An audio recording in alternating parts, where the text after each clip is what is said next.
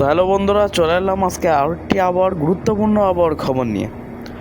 আমরা ইতিমধ্যে পূর্ব চিত্রের মাধ্যমে দেখতে পাচ্ছি আমাদের ভারতবর্ষ বাংলাদেশ পুরো পরিষ্কার, কিন্তু বাংলাদেশের উত্তরে থেকে বেশ কালবৈশাখী ঝড় প্রচণ্ড শিলাবৃষ্টি চালু রয়েছে।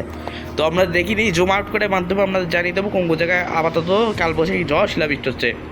সিলেট বিভাগের প্রত্যেকটা জায়গায়, সিলেট, বালাগঞ্জ, মৌলভীবাজার, শ্রীমঙ্গল, পরবর্তীতে হবিগঞ্জ, তারপর উষ্টগ্রাম, তারপরে কিশোরগঞ্জ, তারপর আছে মিঠামইন, তারপর আছে খালাজুড়ি, কেন্দুয়া, ত্রিশাল, ময়মনসিংহ, নিকলি, নেত্রকোনা, জামালপুরের দিকে শেষ হওয়া।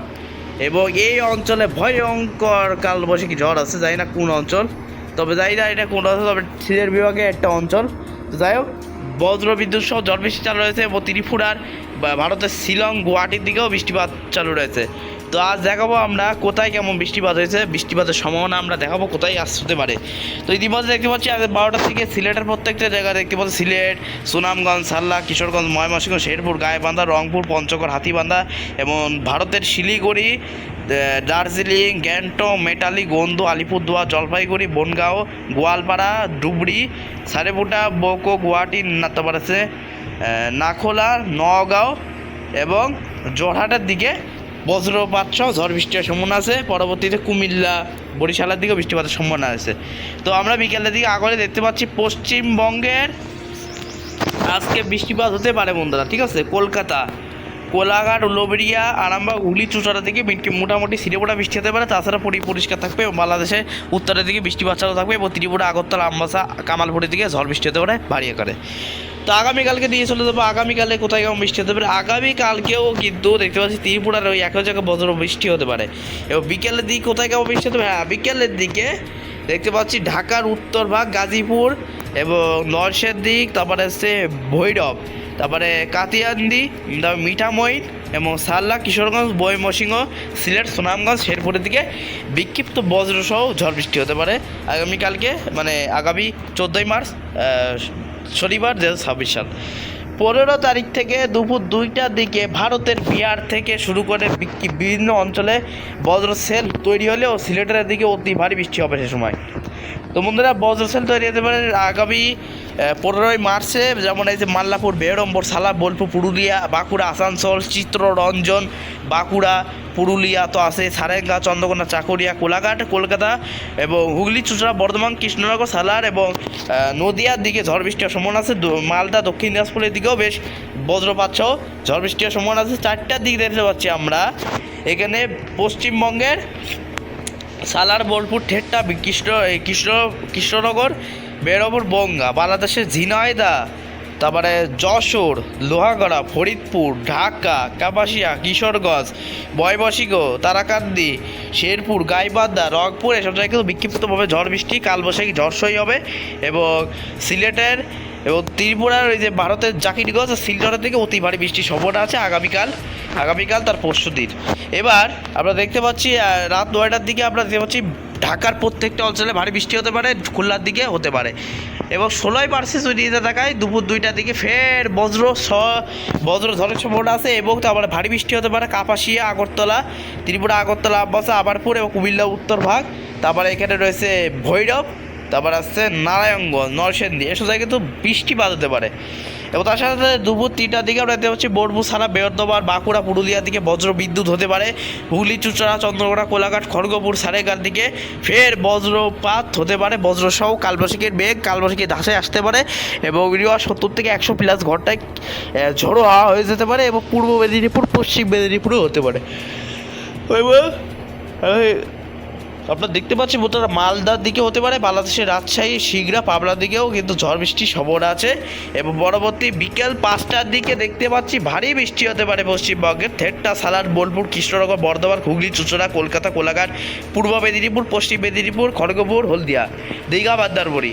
তারপরে বাংলাদেশে ভারী বৃষ্টি হতে পারে তখন, যেমন বাজার বৃষ্টি হবে পাবনা, দৌলতপুর এবং বাগাচড়া, নাটোর, রাজশাহী, তারপরে গুরুদাসপুর, মেহেরপুর এবং ভারী আকারে বৃষ্টি হতে পারে শৈলকুপা, চুয়াডাঙ্গা, তারপরে আছে চৌগাছা, বঙ্গা, জীবননগর, কালীগঞ্জ, ঝিনেদা, বাঁকুড়া, বোয়ালমারি, কাশিয়ানী, নড়াইল, যশোর, ভাঙুড়া, মনিরামপুর এবং বাজারে আকারে বৃষ্টি হতে পারে কলেরা, সাতক্ষীরা, খুলনা, ফুলতলা, গোপালগঞ্জ, তারপরে আগলঝাড়া, মাদারীপুর, তারপরে জাজিরা এবং লোহাগঞ্জের দিকে ঝড় বৃষ্টি হতে পারে এবং ত্রিপুরা এবং বাংলাদেশের কুমিল্লার দিকে ভারী বৃষ্টি হবে এবং ত্রিপুরা আগরতলা আমবাসা দিকে ভয়ঙ্কর কালবৈশাখী ঝড়ের সম্ভাবনা আছে আগামী 16 মার্চ।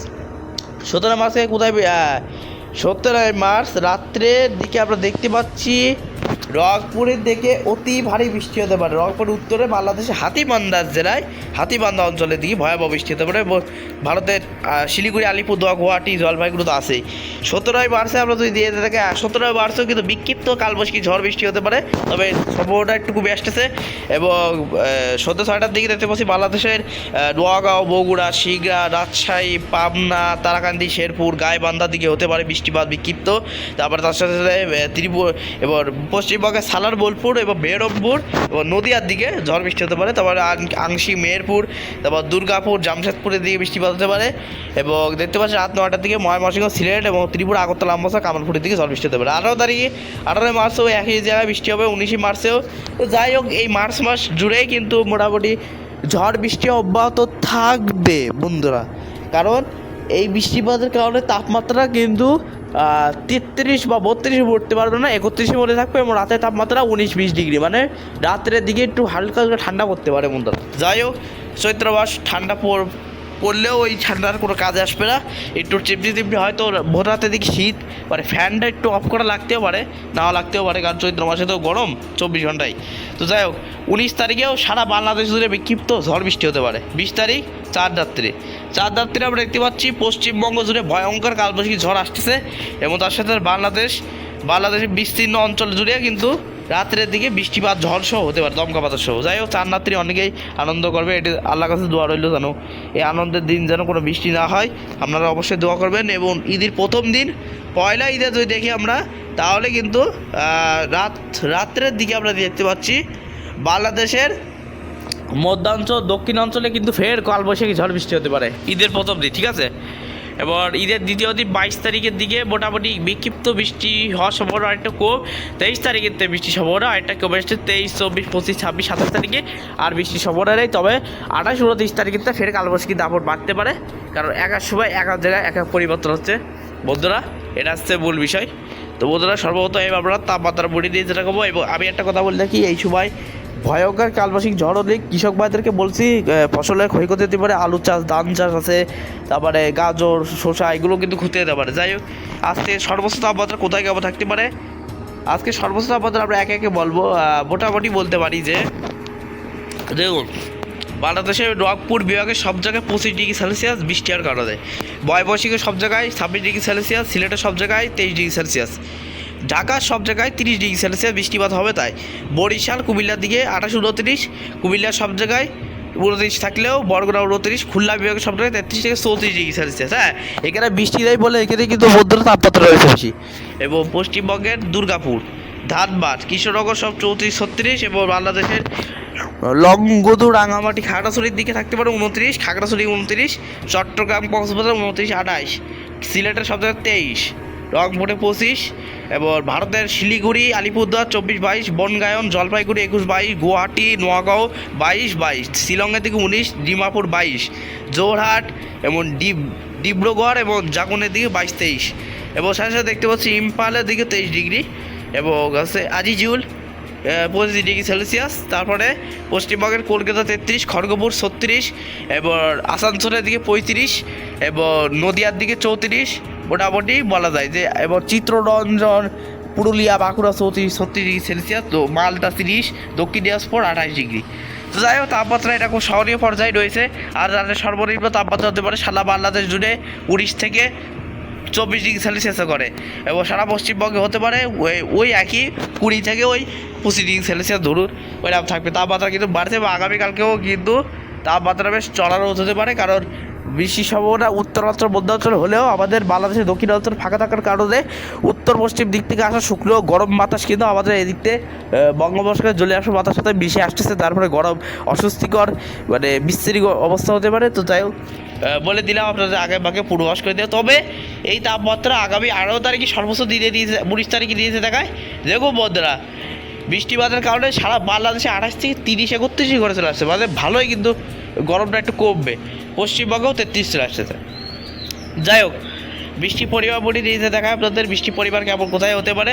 তো বৃষ্টি পরিবার আমরা দেখতে পাচ্ছি আজ 13 মার্চ থেকে, আর পরবর্তী 10 দিনের মধ্যে দেখতে পাচ্ছি সারা বাংলাদেশের মধ্য অঞ্চল, উত্তর অঞ্চল, দক্ষিণ অঞ্চলে ভয়ঙ্কর কালবৈশাখী ঝড় বৃষ্টি হতে পারে এবং পশ্চিমবঙ্গের প্রত্যেকটা জায়গায় কালবৈশাখী ঝড়, তীব্র বজ্রপাত, শিলাবৃষ্টি হতে পারে, গাছ উঠে যেতে পারে। যাই হোক, অবশ্যই সতর্কতা অবলম্বন করবেন এবং খোলা মাঠের দিকে থাকবেন না, মানে বাস পড়ার সম্ভাবনা আছে বেশি। এবার আমরা বঙ্গোপসাগরের অবস্থা সম্পর্কে বলে দিচ্ছি, বঙ্গোপসাগরের অবস্থা কেমন থাকতে পারে। তো বঙ্গোপসাগরের অবস্থা আমরা দেখে নিচ্ছি। সর্বপ্রথম আমরা দেখতে পাচ্ছি অ্যান্টি সাইক্লোনটি পশ্চিম দিকে, পূর্ব দিকে সরে গেছে, যার ফলে সরাসরি গরম বাতাস ঢুকতেছে।